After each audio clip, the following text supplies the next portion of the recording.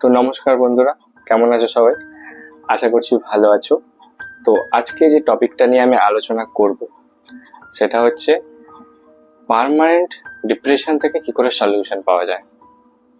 মানে ডিপ্রেশন থেকে permanently solution কি করে পাবো আমরা। তো এই টপিকটা আমাকে একজন রিকোয়েস্ট করেছে, তো আমার মনে হয়েছে এই টপিকটা নিয়ে ভিডিও বানানো উচিত। কেন, ছোটদের বড়দের দুজনেই এই জিনিসটা জানা উচিত যে ডিপ্রেশন থেকে পার্মানেন্টলি কি করে বেরোনো যায়, এই ফেজে আসলে কিভাবে এটার সঙ্গে লড়া যায়, পরবর্তীকালে এইরকম ধরনের ডিপ্রেশনে তারা যেন না পড়ে। তো আমার মনে হয়েছে এটা নিয়ে ভিডিও বানানো দরকার, তাই তো শুরু করছি। তো নমস্কার, আমার নাম রাজ, আমি আছি তোমার সাথে তোমার প্রবলেমের সমাধান নিয়ে। প্রতি সপ্তাহে আমি আসি। তোমার কাছেও যদি এরকম কোনো প্রবলেম থেকে থাকে তাহলে তুমি আমার কমেন্ট বক্সে জানাতে পারো। যারা যাওয়ার তারা তো চলে গেছে, কিন্তু যারা এই মুহূর্তে এই ডিপ্রেশনটা নিয়ে বেঁচে আছে তাদের কথা কারা শুনবে? তাদের সলিউশন গুলো কি করে আসবে? পার্মানেন্ট কি করে ডিপ্রেশন থেকে বেরোবো?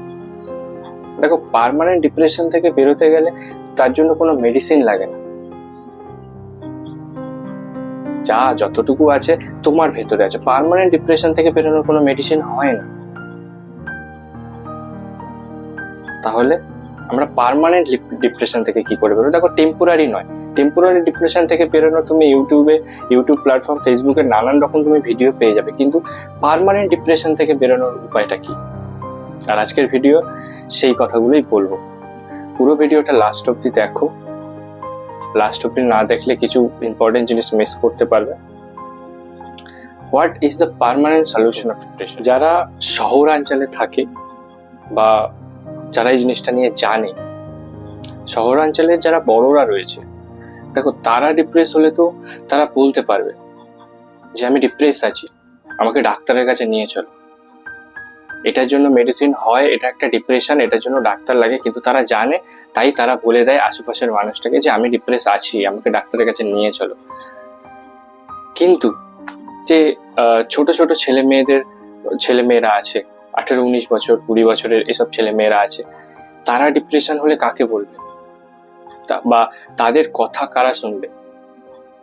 এই বয়সেও ডিপ্রেশন হয়, নানা রকম ফেজে, নানা রকম কারণে এই বয়সেও ডিপ্রেশন আসে। তাদের কথাগুলো কে শুনবে? শহরাঞ্চল ছেড়ে দিলাম, অনেক গ্রাম অঞ্চলের কথা ভেবে দেখো তো। এই গ্রাম অঞ্চলে যে মানুষগুলো, এদের যদি ডিপ্রেশন হয় তাহলে এদের কথা কারা শুনবে? কারণ ওখানকার মানুষরা তো শহরাঞ্চলের মতো আপডেটেড নয়।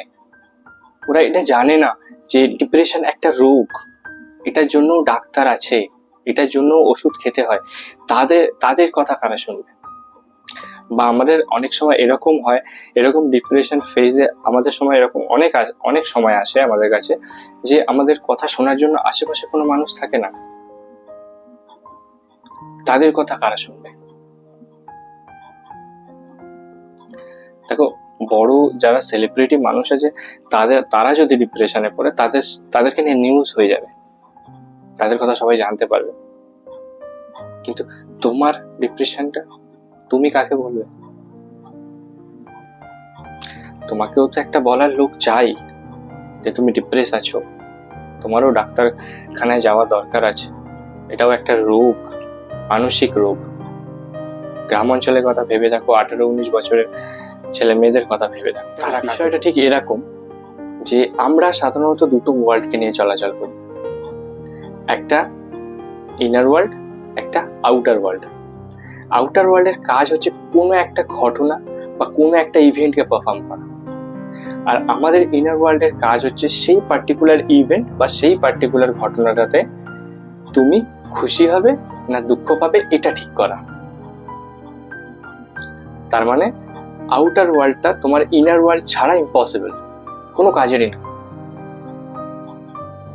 তাহলে তুমি যেটা দেখছো বা যেটা শুনছো এটা বেশি ইম্পর্টেন্ট নয়, কি শুনছো বা কি দেখছো এটা ইম্পর্টেন্ট নয়, তুমি কোন জিনিসটা বিশ্বাস করছো এটা অনেক বেশি ইম্পর্টেন্ট। দেখো, আউটার ওয়ার্ল্ডের প্রবলেমটা থেকে পালিয়ে যাওয়া যায়, কিন্তু ইনার ওয়ার্ল্ডের প্রবলেমটা থেকে পালানো যায় না, সেটা পসিবল নয়। কিন্তু যা আছে তোমার মধ্যেই তো আছে, তুমি যেখানে যাবে সেগুলো তো বয়ে নিয়ে যাবে। ইনার ওয়ার্ল্ডের প্রবলেম থেকে পালানো যায়। উদাহরণ দিলে একটা বুঝতে পারবে তোমরা। আউটার ওয়ার্ল্ডের একটা উদাহরণ দিই। ধরো তুমি একটা কোনো জায়গায় বসে আছো, বসে শান্তভাবে কোনো একটা কাজ করছো, সেখানে কোনো একটা মানুষ এসে পার্টিকুলার কোনো একটা মানুষ এসে তোমাকে কোনোভাবে ডিস্টার্ব করছে, তুমি বিরক্তি হচ্ছ, তুমি উঠে সেখান থেকে চলে গেলে। সেই নতুন জায়গাতে গেলে তোমার প্রবলেম সলভ, কারণ সেই মানুষটা সেখানে আর নেই। তাই আউটার ওয়ার্ল্ড থেকে পালিয়ে সলভ করা যেতে পারে। এবার ইনার ওয়ার্ল্ডের একটা উদাহরণ দিই। ধরো তুমি চাকরি থেকে বাদ দিয়ে দিয়েছে তোমার, বা তোমার ব্রেকআপ হয়ে গেছে, বা বাড়িতে কোনো ঝামেলা হচ্ছে অনেক দিন থেকে। এগুলো সব একটা নেগেটিভ ইভেন্ট। এই জিনিসগুলো তোমার ভেতরে অনেক বেশি এফেক্ট করে, এগুলো নেগেটিভ ঘটনা। আর সেই সময়তে তোমার কয়েকজন বন্ধু তোমাকে ফোন করে বললো চল ঘুরে আসি, একটা ট্রিপে যাই। তোমার কি যেতে ইচ্ছা করবে? ধরো তুমি চলেও গেলে, যে খুশিটা, যে আনন্দটা, যে হাসিটা তোমার মধ্যে থাকবে সেটা কিন্তু ফেক, সেটা ন্যাচারাল নয়। কারণ তোমার ইনার ওয়ার্ল্ডে একটা প্রবলেম চলছে। সেই হাসিটা, সেই খুশিটা তোমার মধ্যে থাকবে না। এটা কখনো আউটার ওয়ার্ল্ডে কিছু নেই, এটাকে বাদ দাও। রাগ, দুঃখ, ভয়, আনন্দ, খুশি যা আছে ইনসাইড ইউ, তোমার ভেতরে আছে। আমরা সবসময় মনে করি যে আমাদের পার্মানেন্ট খুশির জন্য, আমাদের ভেতরে খুশির জন্য বাইরের কোনো একটা জিনিস প্রয়োজন। এই যেমন সাময়িক খুশির জন্য তুমি ইউটিউবে ভিডিও দেখো, বা সাময়িক খুশির জন্য বন্ধুদের সাথে আড্ডা মারতে যাও, কিন্তু সেগুলো তো সাময়িক, কিছুক্ষণের জন্য, টেম্পোরারি। পার্মানেন্ট আনন্দটা কোথায়, বা পার্মানেন্ট দুঃখটা কোথায়? পার্মানেন্ট এই সলিউশনটা কোন জায়গাটা? এই যে পার্মানেন্ট যেসব জিনিসগুলো আছে না, সেগুলো সব তোমার ভেতরে আছে। এই পার্মানেন্ট জিনিসগুলো যা আছে ইনসাইড ইউ। আমরা মনে করছি বাইরের কোনো একটা জিনিস আমাকে পার্মানেন্ট খুশি দিতে পারে। দিস ইজ নট রাইট, এটা সম্ভব নয়। আমরা বাইরের কোনো একটা জিনিসের উপর নির্ভরশীল হয়ে পড়বো না। তাহলে এই পার্মানেন্ট জিনিসগুলোকে তোমাকে ফিক্স করতে গেলে তোমাকে পার্মানেন্ট একটা ডিসিশন নিতে হবে। পার্মানেন্ট ডিসিশনটা তাহলে কি? দেখো, প্রথমে এটা ঠিক করা যে আমি আমার নিজের হ্যাপিনেসের জন্য বাইরের কোনো কিছুর উপর ডিপেন্ডেন্ট নই। ব্যাপারটা হচ্ছে, তোমার কাছে ম্যাটারটা এরকম যে তোমার কাছে কোনো প্রবলেম এলো, তুমি কিভাবে দেখছো ম্যাটারটাকে? তুমি কি সেটা থেকে পালিয়ে যেতে চাইছো, না সেটাকে ফিক্স করতে চাইছো? যদি তুমি ফিক্স করতে চাও তাহলে তুমি জিতে গেলে, আর যদি পালিয়ে যেতে চাও এটা ঠিক নয়। যেই মুহূর্তে তুমি ঠিক করলে তুমি এটাকে ফিক্সড করবে, তুমি 50% জিতে গেলে, বাকিটা তোমার কাজ। তোমাকে এটা বিশ্বাস করতে হবে, নিজেকে এই জিনিসটাকে বিশ্বাস করতে হবে নিজের ওপর, যে এনি প্রবলেম, কোনো কিছু প্রবলেম আসলে তুমি ফিক্স করতে পারবে, তুমি সেটা থেকে পালিয়ে যাবে না। সেই প্রবলেমটাকে তুমি ফিক্সড করবে, সেই প্রবলেমটাকে তুমি সলভ করবে। আর তোমার নিজের হ্যাপিনেসের জন্য বাইরের কোনো কিছু প্রয়োজন নেই,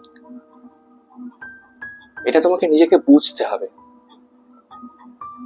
আর একটা জিনিস মাথায় রাখবে, যেমন ধরনেরই প্রবলেম আসুক না কেন লাইফে, যেমন তোর প্রবলেম আসুক না কেন, নিজের উপরে বিশ্বাস রাখো যে তুমি এই প্রবলেমটাকে সলভ করতে পারবে, অবশ্যই পারবে।